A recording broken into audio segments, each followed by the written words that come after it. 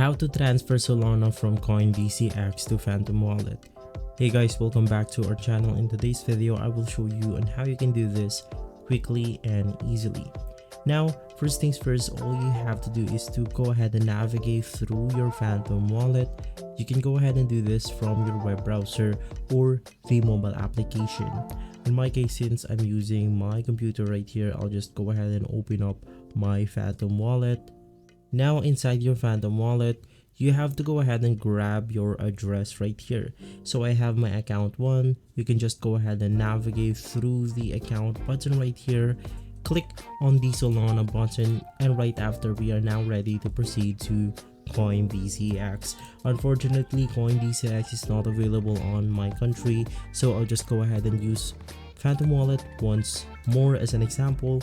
Basically, Coindcx will go ahead and look something like this. So just go ahead and click on send, click on Solana, and from here you want to go ahead and paste the address that we got from our Phantom Wallet. This is going to be the receiving address. Enter the amount of Solana you want to transfer, and you should be good to go. If this video has been helpful, leave a like and subscribe. I'll see you on the next one. Thank you.